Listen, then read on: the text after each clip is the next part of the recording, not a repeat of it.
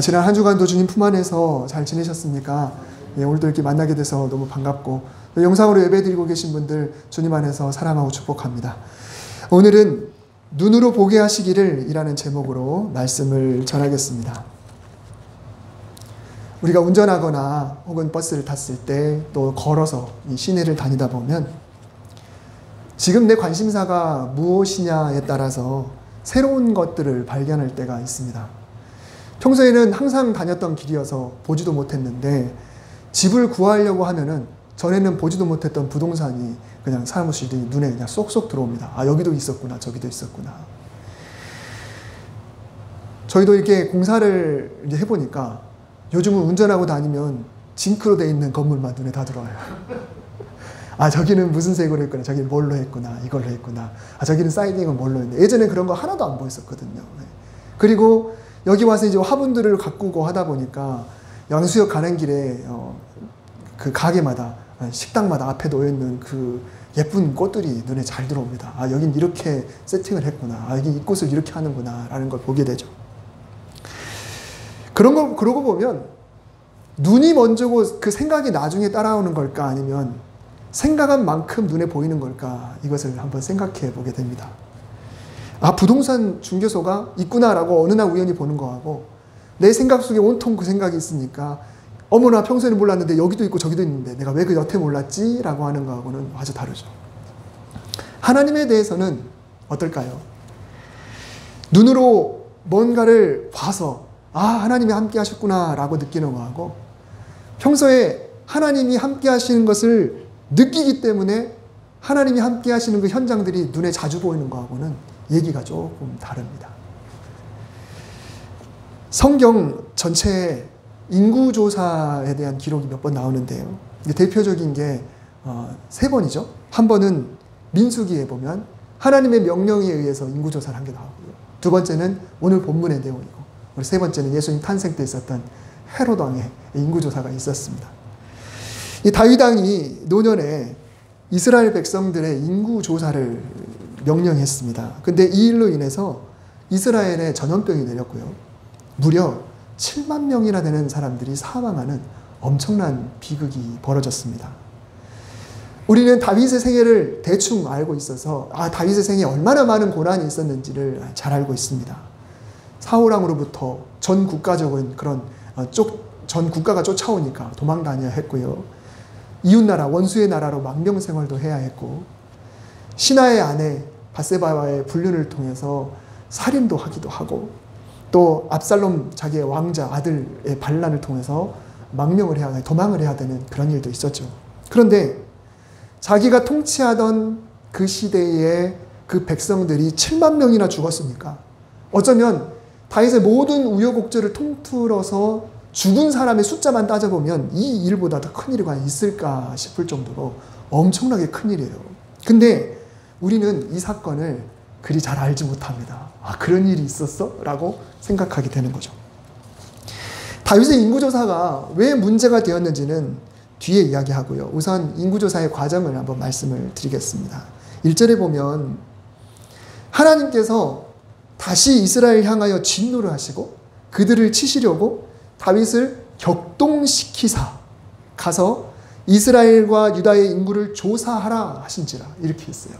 이 말씀을 그냥 읽으면 하나님이 이스라엘 향해서 화가 나셨고 벌을 내리기로 작정하셨고 그래서 다윗의 마음에 인구조사를 하고 싶게 만드셨고 그래서 다윗은 본인의 의지하고는 상관없이 하나님이 그렇게 하셨기 때문에 그냥 시키신 대로 인구조사를 한 것처럼 이렇게 느껴집니다.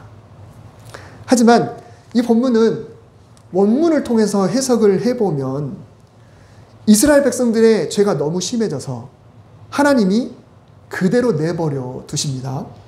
하나님이 내버려 두시니까 사탄이 개입을 해요. 그리고 특별히 사탄은 이스라엘의 수장인 다윗에게 개입해서 하나님이 싫어하시는 일을 하게 하는 겁니다. 하나님의 징계 중에서 가장 가슴 아픈 징계 방법이 뭐냐면 바로 그냥 두시는 겁니다. 유기라고 하죠. 그래, 너 알아서 해 라고 하는 게 사실은 가장 슬픈 징계입니다. 차라리 하나님이 간혹간 징계를 하셔서 정신을 딱 차리고 아이고 하나님 잘못했습니다라고 하면 그나마 괜찮겠죠. 하지만 하나님이 그냥 내버려 두시는 거죠. 사탄에서 마음껏 사탄에게 쓰임받도록 그냥 내버려 두시는 거죠. 그래서 오늘 본문과 똑같은 배경을 가지고 있는 역대상 21장 1절은 이런 해석을 뒷받침을 해줍니다.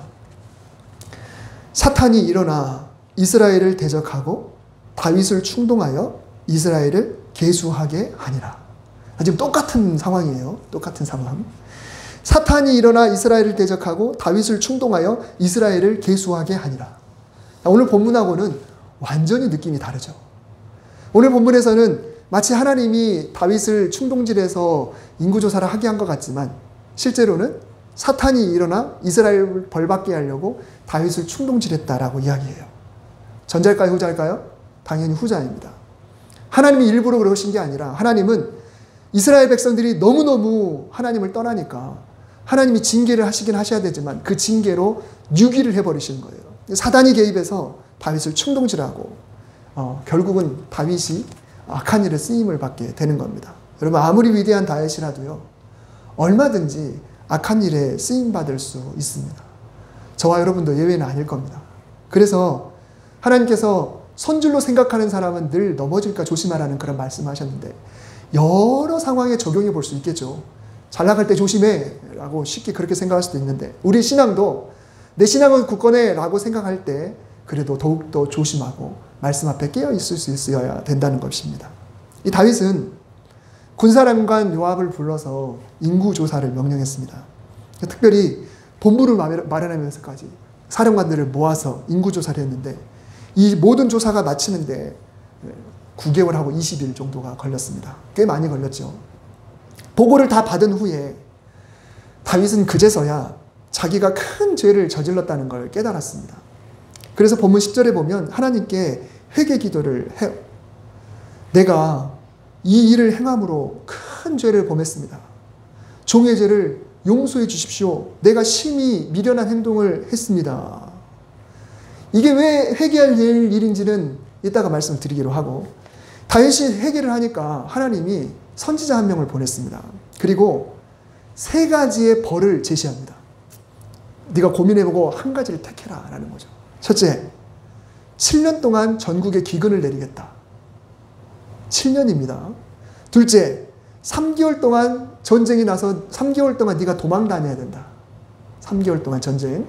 그래서 네가 도망 다녀야 된다. 셋째, 딱 3일 동안 전염병이 돌게 할 것이다. 이 3가지를 이야기했어요. 그 중에 하나를 네가 선택하면 그 징계를 내리겠다라고 말씀하신 거죠. 여러분이라면 어떤 선택을 하시겠습니까? 7년의 기근. 여러분 물이 그나마 없는 이스라엘의 7년 기근은 죽음입니다. 전쟁으로 3개월 도망. 그러면 그건 좀 괜찮나 생각할 수 있지만 왕이 도망하게 되면 그 나라는 초토화되는 거예요. 실제로 왕이 압살롬 아들의 반란을 통해서 도망갔을 때 그 왕을 따르던 그 많은 사람들이 그냥 대학살이 일어났었죠. 왕이 수비를 후퇴하고 버리는 거. 우리나라 조선시대 때도 한번 떠올려 보세요. 근데 다윗의 선택은 뭐였냐면 그래도 하나님께 직접 전염병이라는 징계를 맞는 것보다는 맞는 것이 낫지 사람에게 고난받는 것은 아니다라고 생각했어요. 그러니까 기근이나 전염병 2개가 낫다. 전쟁은 싫다. 그래서 전쟁만 빼달라고 그렇게 이야기했습니다. 7년 기근이든지 3일 전염병이든지 하나님이 알아서 해주세요. 그랬더니 하나님은 3번째 재앙인 전염병을 선택하셨어요. 아침부터 주의 징계의 사자가 전국을 돌기 시작하는데 첫날 하루가 채 가시기도 전에 7만 명이 그 전염병으로 죽었습니다. 여러분 이런 사건이 성경에 있었어요. 엄청난 사건이죠. 근데 이제 그 전염병을 주는 사자가 예루살렘에 다가왔어요. 그랬더니 하나님이 갑자기 마음이 너무 안타까우신 거예요. 아유 내가 너무너무 심했구나. 원래대로 3일 동안 전염병을 내렸으면 어마어마한 사람들이 죽었을 텐데 더군다나 예루살렘 인구도 많은데 하나님이 재앙을 하루만 내리시고 딱 멈추셨습니다. 그랬더니 다윗이 하나님 제가 잘못해서 벌어진 일이니까 백성들은 살려주시고 저희 집안만 징계해 주십시오. 저와 내 아버지 집, 그러니까 우리 가문만 징계하는 걸로 하나님 이제 다 그냥 해결해 주시면 안 되겠습니까? 라고 기도하고 하나님께 제단을 쌓고 번제 그리고 화목제를 드렸습니다. 그랬더니 하나님께서 모든 재앙을 마치시고 그리고 나서 사무엘 하가 끝나게 돼요. 회개를 하면 용서해 주시는 하나님께서 왜 벌을 주셨을까? 분명히 처음에 자기가 잘못했다고 깨닫고 회개를 했는데, 그런데 여러분 우리가 오해하지 말아야 될 것은 죄가 있고 죄책이라는 게 있어요. 죄와 죄책은 별개입니다. 즉 죄를 지었을 때 그 죄로 인해서 어떤 일이 벌어질 수 있는데, 그러면 그 죄는 용서를 받더라도 죄의 결과 일어난 일은 어찌됐건 책임을 지고 수습을 해야 되는 거거든요. 아이가 밖에서 공놀이를 하다가 옆집 유리창을 깼어요. 그래서 아이가 집에 들어와서 부모에게 사실을 말합니다. 이만저만해서. 그랬더니 부모는 이 아이를 데리고 옆집으로 가요. 그래서 부모도 죄송합니다. 아이도 죄송합니다. 라고 이야기했어요. 그랬더니 옆집이 너그러워서 그래 너 뭐 고의도 아닐 텐데 그래 네가 또 이렇게 와서 사과하니까 용서해 줄게 라고 했어요. 자, 그러면 그거는 죄 용서는 돼요. 그럼 유리창은 어떡합니까? 유리창은 물어줘야 되잖아요. 이게 바로 죄책이라는 거죠. 예수 그리스도의 십자가는 아담 이후부터 이어온 그런 죄와 그리고 죄책까지 다 책임져주는 위대한 보혈이거든요. 다윗은 회개했어요. 근데 죄책의 문제도 해결을 해야만 했습니다. 다윗이 과거에 밧세바와 불륜을 저지르고 밧세바의 남편을 죽이고 밧세바를 후궁으로 들여서 아들까지 낳았습니다. 근데 하나님이 나단 선지자를 보내서 다윗을 책망을 하자마자 다윗이 즉시 회개를 했어요. 그랬더니 하나님은 다윗의 죄는 당장은 용서해 줬지만, 그런데 죄책, 그 죄의 결과 태어난 어린 왕자의 생명은 거둬갔습니다. 그 왕자가 죽고 난 다음에 다윗과 밧세바 사이에 태어난 두 번째 아들이 누구냐면 바로 우리가 알고 있는 솔로몬이죠. 상대방에게 손해를 입혔으면 우리가 하나님께 회개했다고 끝나는 게 아니에요. 먼저는 주님의 보혈 앞에 내 죄를 내려놓고 그 다음에는 나 때문에 상처 입었거나 어려움을 겪은 사람을 찾아가서 용서하고 또한 손해를 해결해 줘야 되는 거죠. 내가 하나님께 회개했으니 그만이라고 생각하면 되는 게 아니에요.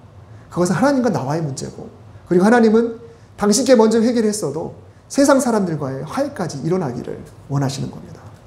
근데 인구조사의 결과치고는 너무 많이 죽었습니다. 원래대로라면 더 죽었겠죠. 7년 동안 기근이었을 때 얼마나 많이 죽었을까? 3개월의 전쟁 동안 얼마나 많이 죽었을까? 근데 단 3일의 전염병인데 하루 만에 7만 명이니까 왜 그랬을까요? 이스라엘 사람들이 죄를 지었기 때문이다라는 것을 우리는 절대 잊으면 안 돼요. 그들의 죄의 결과가 있는 거죠. 또한 인구조사를 통해서 장정의 숫자가 85만이라는 이제 집계가 나왔습니다. 장정, 전쟁에 나가 싸울 수 있는 장정의 숫자가 35만이다. 근데 사람이 10개월 가까이 열심히 조사해서 85만이라는 결과를 얻었지만 하나님이 손대니까 한 방에 7만이 가요. 이게 인간의 나약함과 하나님의 거대하심의 차이입니다. 이제 왜 다윗의 인구조사가 그렇게 큰 잘못인지를 생각해 볼 필요가 있습니다. 시대를 막론하고 어느 나라나 인구조사는 필수입니다. 우리나라도 하잖아요. 인구주택 총조사를 매년 하죠. 근데 이 목적이 뭔가요? 옛날부터 조세, 부역, 징집, 이것을 위해서 늘 그런 걸 했죠. 조선시대에도 인구조사를 바탕으로 한 그런 제도가 있었잖아요. 삼정제도라고. 뭐 그런 게 있었지 않습니까? 심지어 과거의 이스라엘도 인구조사를 했었죠. 서두에 말씀드렸듯이 민수기가 그렇습니다. 말 그대로 민수기는 백성의 숫자, 백성 민자의 숫자, 민수기입니다. 영어 성경에는 민수기를 그냥 넘버스 이렇게 이야기를 하고 있어요. 근데 왜 그때의 인구조사는 되고 다윗의 인구조사는 안 될까? 민수기의 인구조사는요, 하나님의 명령에 의해서 이루어졌습니다. 그 목적은 애굽을 나오게 하셔서 오늘이 있게까지 이 광야에서 번창하게 하신 하나님께 감사하고, 장차 가나안 족속과의 싸움, 즉 하나님의 명령을 수행하기 위한 그런 백성의 숫자를 파악하기 위해서 했던 거죠. 그래서 그 조사는 누가 했냐면 제사장들이 했어요. 그러니까 이거는 세상적인 제도가 아니고 하나님의 사역이었던 겁니다. 그런 상태로 인구조사가 벌어졌죠. 하나님의 일이었습니다.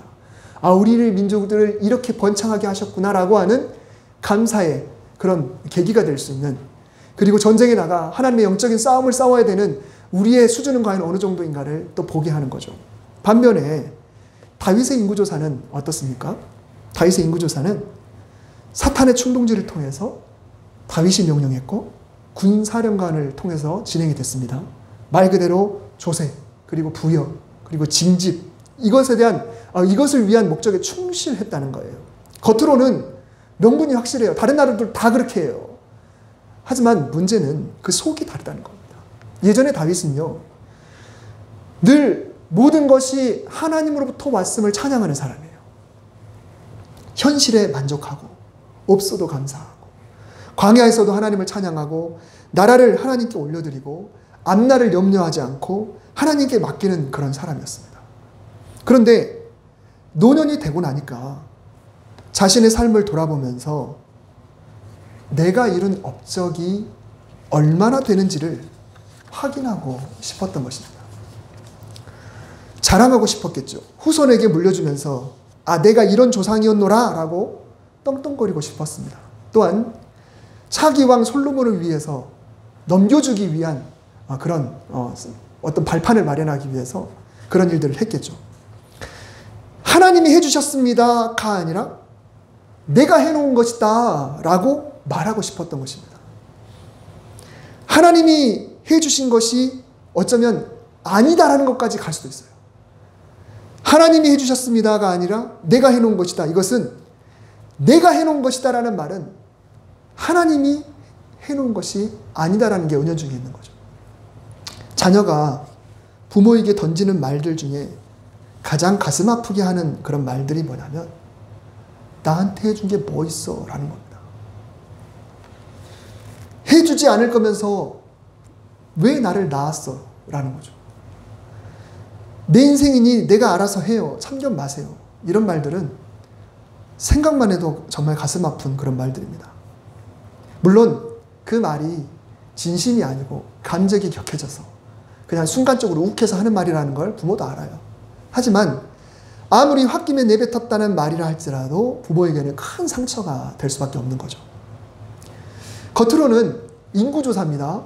명분도 있고 왕위를 물려줘야 되기 때문에 다음 왕 솔로몬의 왕권이 아직 강하지 않을 때 다윗이 해놓는 것은 괜찮은 것 같거든요. 하지만 막상 보고를 받고 나서 만약에 명분도 순수했고 다윗이 진짜 그런 목적이었다고 한다면 다윗이 회개도 안 했겠죠. 근데 다윗 스스로가 알아요. 내가 잘못했다. 하나님이 아직 선지자를 보내지도 않았는데 보고를 받고 난 순간 자기가 이건 내가 회개해야 될 일이라는 것을 자기 스스로가 안 거예요. 자기 의도를 본인이 알고 있다는 거죠. 내가 사실은 이만저만하기 때문에 인구조사를 한 거다. 사실은 내가 해놓은 게 무엇인지를 확인하고 싶어서 떵떵거리고 싶어서 하나님을 젖혀뒀다라는 것을 본인 스스로가 알았기 때문에 자기 발이 저려서 먼저 하나님께 회개한 것입니다. 그래서 내가 이 일을 행함으로 큰 죄를 범하였나이다. 내가 심히 미련하게 행하였나이다 라고 하나님께 회개한 겁니다. 다윗 스스로 하나님이 나에게 준 것이 뭐 있습니까? 라고, 물론 그렇게까지는 아니었을지라도 어쩌면 사탄이 그런 마음까지도 줬을지도 몰라요. 그래서 다윗에게 인구조사 명령을 받은 이 군사령관 요압이 있었죠. 이 요압은요, 성경을 쭉 읽어보면 본래 그리 신앙이 좋은 사람이 아니에요. 그냥 말 그대로 자기 임무만 수행하는데 복수를 하는 사람이고요. 때로는 다윗에게 진짜 반기를 드는 사람이고요. 정말 피만 흘리는 그런 사람이 요압입니다. 근데 다윗이 명령을 했을 때 요압이 뭐라고 이야기하냐면 오늘 3절 말씀에 보면 하나님께서 백성의 수를 100배나 더해 주셔서 당신의 눈으로 보게 하셨으면 좋겠습니다. 그러니까 이 말은 무슨 말인가요? 하나님이 맘만 먹으면 이 숫자를 100배나 더하게 하셔서 우와, 하나님이 이렇게 하신 분이구나 라고 보여주실 수 있는 분이신데, 근데 당신은 왜 해서는 안 될 인구조사를 해서 하나님의 마음을 아프게 하십니까? 라고 하는 거죠. 하나님이 얼마든지 전쟁이나 국가 운영이나 안전이나 미래나 할 것 없이 필요를 채워주시고 함께 해주시는 분이시라는 것을 왜 당신의 눈으로 보지를 못합니까? 라고 오히려 요압이 다윗에게 발끈해서 이야기를 하는 거예요. 제발 하나님이 어떠한 분이신지 당신의 눈으로 좀 봤으면 좋겠습니다. 라고 이야기를 하는 겁니다. 여러분, 서두에 부동산 사무소에 대해서 말씀을 드렸습니다. 신앙생활도 마찬가지인 것 같습니다. 눈으로 뭔가를 봐야 하나님의 은혜가 와닿는 것이 아니라 늘 하나님의 은혜를 생각만 하고 있다 보면은 그저 모든 게 감사로 보여지게 됩니다. 하나님이 감사할 일을 보여주셨으면 좋겠습니다가 아니라 하나님은 늘 이렇게 채워주시는 분이라는 것을, 그것을 생각하면 지금 현재 있는 상황을 그냥 보기만 해도 하나님의 은혜라는 게 느껴지지 않습니까? 라고 하는 게 이 요압이 하고자 하는 말이죠. 우리가 만일 하나님을 늘 떠올리고 늘 인정하고 늘 존중하고 그리고 하나님을 사랑하고 하나님이 함께 하심을 믿고 또 앞으로도 함께 하실 것을 믿는다면 범사에 우리 눈에는 하나님의 섭리 그리고 하나님이 하시는 좋은 것들이 눈에 보이게 되겠죠. 이따 함께 부르겠지만 세상 모든 풍파 너를 흔들어 라는 찬송이 있죠. 후렴에 이런 가사가 있습니다. 받은 복을 세어 보아라. 크신 복을 내가 알리라. 여러분, 우리가 현재 처해 있는 상황을 부정적으로 셀 때와 긍정적으로 셀 때는 결과가 전혀 다릅니다. 다윗은 정말로 하나님께 받은 이 민족 번창의 축복을 세보겠다는 게 아니었어요. 자녀가 부모에게 나에게 해준 게 뭐가 있어요? 라고 말할 때 부모에게 내가 받은 것을 아무리 생각해봐도 마음에 든 게 하나도 없다라는 그런 의도죠. 아무리 세봐도 마음에 든 게 없다. 근데 부정적인 의도로 세면 그렇습니다.